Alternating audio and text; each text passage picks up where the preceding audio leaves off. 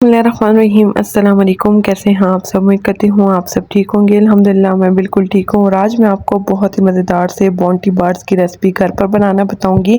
ये बहुत ज़्यादा मज़े के बनकर तैयार होते हैं। आप इसको इजीली बच्चों के लिए घर पर बना सकते हैं। इसके लिए आप लोगों ने वीडियो को बिल्कुल भी स्किप नहीं करना, वीडियो को आप लोगों ने एंड तक देखना है। अगर आपको मेरी वीडियो अच्छी लगे तो वीडियो को लाइक कर दें, अपने फ्रेंड्स और फैमिली वालों के साथ शेयर कर दें, और अगर चैनल पर नए थे तो चैनल को सब्सक्राइब कर दें ताकि आइंदा आने वाली हर नई वीडियो की नोटिफिकेशन आपको मिल सके। बाउंटी बार्स बनाने के लिए यहाँ पर सबसे पहले एक पैन में मैंने 1 कप भर के फुल फैट मिल्क लिया है। इसके लिए यहाँ पर मैंने डब्बे वाले दूध का इस्तेमाल किया है। आप इसमें खुले दूध का इस्तेमाल भी कर सकते हैं। 1/4 कप मैं इसमें चीनी डालूंगी। चीनी आप अपने टेस्ट के मुताबिक इसमें कम या ज़्यादा डाल सकते हैं। मैंने इसको बहुत ज़्यादा मीठा नहीं बनाया। अगर आप ज़्यादा मीठा खाना पसंद करते हैं तो आप इसमें आधा कप के करीब चीनी भी डाल सकते हैं। चीनी डाल लेने के बाद इसको अच्छे से मिक्स कर लेना है और मीडियम लो फ्लेम पर 5 से 7 मिनट तक इसको पका लेना है ताकि चीनी डिज़ोल्व हो जाए, और दूध में 1 से 2 बॉयल आने तक इसको पका लेना है। इसी के साथ इसमें 1 कप भर के डेसिकेटेड कोकोनट डाल लेना है।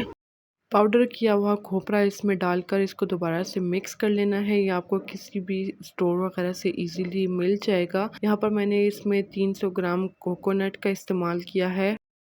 इसको मिक्स कर लेना है और मीडियम लो फ्लेम पर दूध के गाढ़ा होने तक इसको पका लेना है।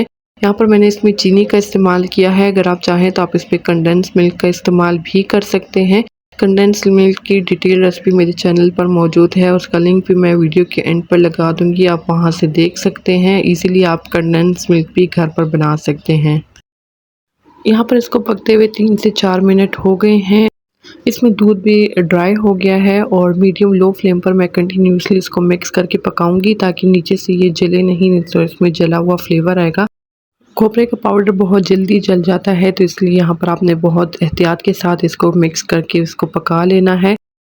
दूध यहाँ पर बिल्कुल ड्राई हो गया है। मज़ीद मैं इसको 1 से 2 मिनट तक पका लूँगी ताकि इसमें जो थोड़ा बहुत मॉइस्चर है वो भी बिल्कुल ड्राई हो जाए।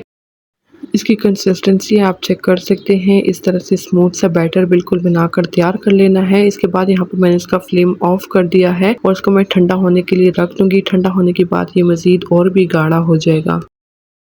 यहाँ पर मैंने कुछ बाउंटी बार्स बनाकर तैयार कर लिए हैं। 1 से 2 मैं आपको बनाकर भी दिखा देती हूँ। सबसे पहले आपने बैटर को इस तरह से हाथ में लेना है, इसको इस तरह से शेप देना है।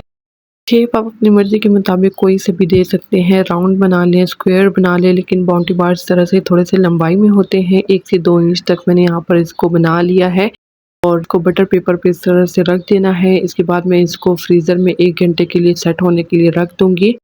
बाउंटी बार्स में आपने देखा होगा इस तरह से इसमें डिज़ाइंस बने होते हैं, तो चम्मच की मदद से हल्का सा इसको प्रिक कर लेना है और इसके बाद मैं इसको फ्रीज़र में 1 घंटे के लिए सेट होने के लिए रख दूंगी। तो यहाँ पर हमारे तमाम बाउंटी बार्स बिल्कुल बनकर तैयार हैं।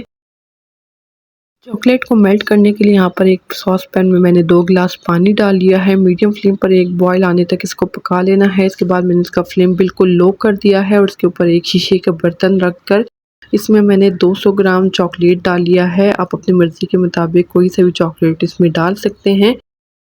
1 से 2 मिनट में चॉकलेट सॉफ्ट हो जाएगी और मेल्ट होना स्टार्ट हो जाएगी। यहाँ पर स्पैचुला की मदद से इसको मिक्स कर लेना है और चॉकलेट को अच्छे से मेल्ट कर लेना है।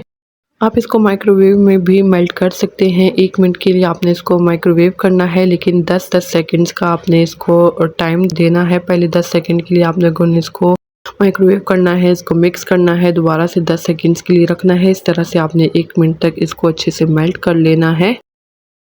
3 से 4 मिनट के बाद यहाँ पर हमारी चॉकलेट अच्छे से मेल्ट हो गई है। एक एक करके कोकोनट बार लेना है और उसको चॉकलेट में डिप कर लेना है और अच्छे से इसकी चॉकलेट की कोटिंग कर लेनी है। एक एक के ऊपर चॉकलेट की अच्छे से कोटिंग कर लेनी है। एक्स्ट्रा चॉकलेट को रिमूव कर लेना है और इसको बटर पेपर के ऊपर सेट होने के लिए रख देना है। यहाँ पर मैं इसको 1 घंटे के लिए दोबारा से फ्रीज़र में रख दूँगी ताकि ये अच्छे से सेट हो जाए। बहुत ही कम इंग्रेडिएंट्स में ये बहुत ही मज़े के बनकर तैयार होते हैं। बच्चों की छुट्टियां हैं तो आप भी इसको एक घर पर ज़रूर ट्राई कीजिएगा। मुझे कमेंट्स में लाजमन बताइएगा कि आपको आज की ये रेसिपी कैसी लगी। यहाँ पर मैं इसको आपको तोड़कर भी दिखा देती हूँ। बहुत ज़्यादा ये मज़े के बनकर तैयार होते हैं। बच्चे बड़े सभी को ये बहुत अच्छे लगेंगे। आप इस रेसिपी को एक दफ़ा ज़रूर ट्राई कीजिएगा। اگر آپ کو میری ویڈیو اچھی لگی ہو تو ویڈیو کو لائک کر دیں، اپنے فرینڈس اور فیملی والوں کے ساتھ شیئر کر دیں، اور اگر چینل پر نئے تھے تو چینل کو سبسکرائب کر دیں تاکہ آئندہ آنے والی ہر نئی ویڈیو کی نوٹیفیکیشنز آپ کو مل سکے۔ ڈھیر ساری دعا میں مجھے اور میری فیملی والوں کو یاد رکھیے گا۔ تھینک یو، اللہ حافظ۔